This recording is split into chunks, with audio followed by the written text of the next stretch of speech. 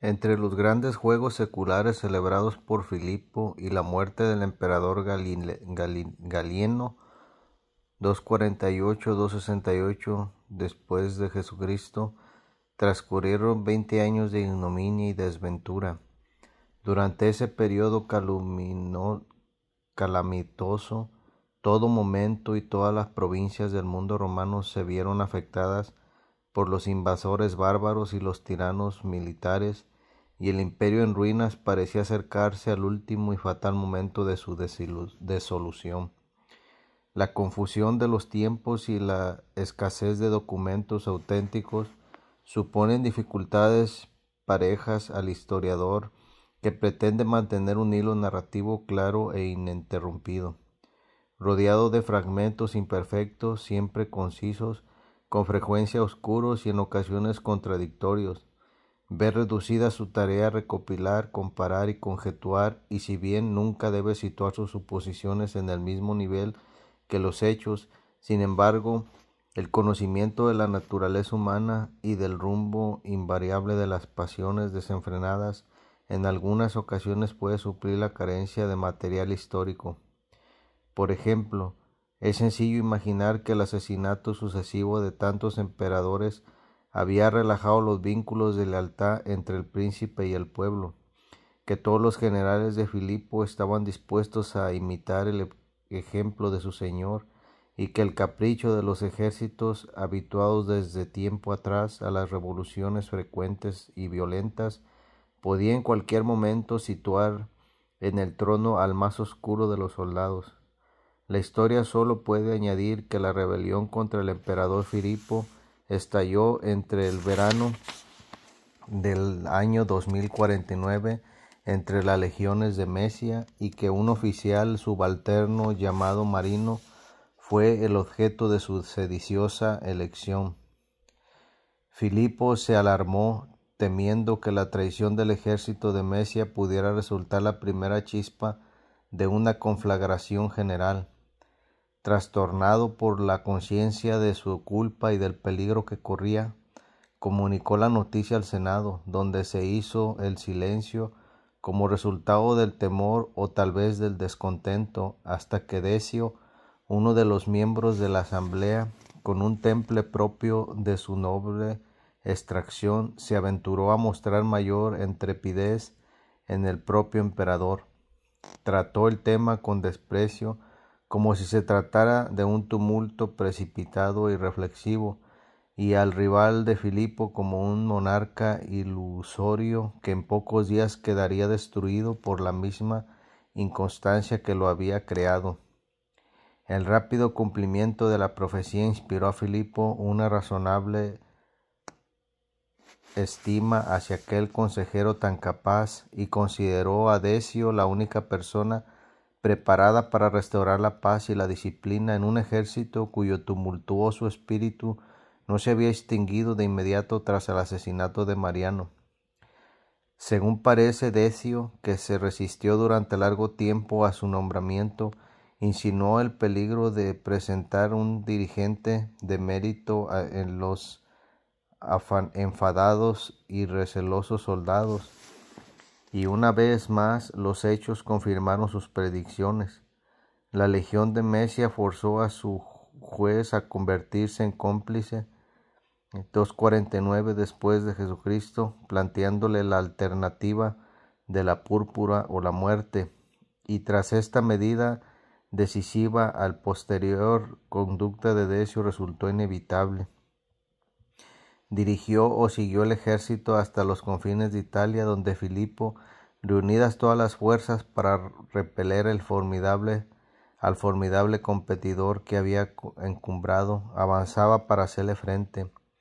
Las tropas imperiales eran superiores en número, pero los rebeldes formaban un ejército de veteranos dirigidos por un jefe capaz y experto. Filipo murió en la batalla, o lo mataron unos días después en Verona. Su hijo, con el que compartía el imperio, fue asesinado en Roma por la guardia pretoriana, y el Senado y las provincias reconocieron al victorioso Decio en sus circunstancias más favorables de lo que la ambición de la época puede, por lo general, alegar. Según se cuenta, inmediatamente después de que aceptara Reacio el título de Augusto, aseguró a Filipo, mediante un mensaje privado, su inocencia y lealtad, protestando solemnemente y afirmando que, en cuanto llegara a Roma, renunciaría a los ornamentos imperiales y regresaría a su condición de súbdito obediente. Aunque su declaración fuera sincera, en la situación en que la suerte lo había colocado, ya no podía perdonar ni ser perdonado. Después de que el emperador Decio dedicara unos meses a la construcción de la paz y la administración de justicia, 250 después de Jesucristo, la invasión de los godos exigió su presencia en las orillas del Danubio. Esa es la primera ocasión relevante en que la historia menciona a este gran pueblo que más tarde quebrantaría el poder romano, saquearía el Capitolio y reinaría en la Galia, Hispania e Italia. Tan memorable fue el papel en la subversión del imperio de Occidente que con frecuencia el nombre de godo se considera un apelativo general para la barbarie tosca y belicosa. A principios del siglo XVI y tras la conquista de Italia, los godos engrandecidos se recrearon en sus glorias pasadas y futuras y desearon conservar recuerdo de sus antepasados y transmitir a la posteridad sus hazañas. El ministro principal de la corte de Ravenna, el doctor Casiodoro, satisfizo el deseo de los conquistadores con su historia gótica, compuesta por 12 libros, de la que solo conocemos el imperfecto resumen de Jornández. Estos escritores pasaron con la más hábil concisión sobre las desgracias de aquel pueblo, celebraron su valor triunfante y adornaron su éxito con múltiples trofeos asiáticos que en sentido estricto pertenecían al pueblo escita. Partiendo de los antiguos cuantos, fuente poco fiable pero única de que se disponían los bárbaros, dedujeron que los godos procedían de la gran isla o península de Escandinavia. Este país del extremo norte no era desconocido de los conquistadores de Italia. Los lazos de la antigua consanguinidad se habían estrechado con mensajes recientes de amistad, y un rey escandinavo había abdicado alegremente de su salvaje grandeza para pasar el resto de sus días en la pacífica y culta corte de Ravenna. Muchos vestigios que no pueden echarse a la vanidad popular dan fe de la antigua residencia de los godos en los países situados más allá del Báltico. Según parece, desde la época del geógrafo Ptolomeo, el extremo sur de Suecia quedó en manos del sector menos emprendedor del país, e incluso ahora ese gran territorio sigue dividido entre Golán del este y del oeste. Durante la Edad Media del siglo IX y del siglo XII, mientras el cristianismo avanzaba lentamente hacia el norte, los godos y los suecos formaban dos parras diferentes y algunas veces hostiles de la misma monarquía. El segundo de los nombres ha predominado sin que se haya extinguido el primero. Los suecos, que bien podrían haberse conformado con su propia fama, con las armas, han reclamado siempre para sí la cercana gloria de los godos. En un momento de descontento contra la corte de Roma, Carlos XII insinuó que sus tropas victoriosas poseían la misma valentía que sus arrojados antepasados, que ya habían dominado en una ocasión a la dueña del mundo. Si tantas generaciones sucesivas de godos fueron capaces de conservar la tuene tradición de su origen escandinavo, no podemos esperar de semejantes bárbaros y letrados una explicación distinta del momento y circunstancias de su emigración. Cruzar el Báltico suponía una empresa fácil y natural, Los habitantes de Suecia poseían un número suficiente de grandes barcos y de remos, y la distancia entre la actual Karlskrona y los cercanos puertos de Pomerania y Prusia apenas supera los 170 kilómetros. Aquí por fin desembarcamos en un terreno histórico firme, en fechas tan tempranas, por lo menos, como las del inicio de la era cristiana, hasta tiempos tan tardíos como los de los antoninos. Los godos permanecieron en la zona de la desembocadura del Vístula y en la fértil provincia donde muchos años más tarde se fundarían las ciudades comerciales de Thorn, Elvin, Königsberg, Danzig. Al oeste de los godos, las numerosas tribus de los vándalos se extendían por las riberas del Oder y la costa de Pomerania y Mecklemburgo. Una semejanza sorprendente de costumbres, color de tez, religión y lengua parecía indicar que los vándalos y los godos eran en su origen un solo gran pueblo, que más tarde se subdividió en ostrogodos, visigodos y gepidos. Entre los vándalos se distinguían con nombre propio los érulos, los burgundios, los lombardos y diversas pequeñas naciones, muchas de las cuales llegarían a crecer hasta convertirse en monarquías poderosas. En la época de los antoninos, los godos seguían asentados en Prusia. Durante el reinado de Alejandro Severo, la provincia romana de Dacia había conocido ya su proximidad gracias a incursiones frecuentes y destructivas. Sin embargo, debemos situar la segunda emigración que los godos desde el Báltico hasta el Euxino. En este intervalo de unos 70 años, si bien ignoramos la causa que lo produjo,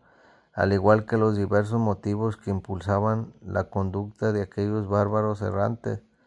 fuera una peste o una hambruna, una victoria o una derrota, un oráculo de los dioses o la elocuencia de un dirigente osado, lo cierto es que bastó para empujar a los ejércitos godos hacia los climas más benignos del sur. No solo estaban influidos por una religión marcial, sino que el número y el espíritu de los godos era capaz de aventuras más peligrosas. El uso de escudos redondos y espadas cortas los hacía formidables en los combates hombre a hombre. La obediencia varonil que tributaban a sus reyes hereditarios proporcionaba a los consejos una estabilidad y una unión poco común, y el afamado Amala, héroe de la época y 10º antepasado de Teodorico, rey de Italia, mediante el ascendiente de su mérito personal, hacía valer la prerrogativa de su origen, que él mismo situaba en los anses o semidioses de la nación goda.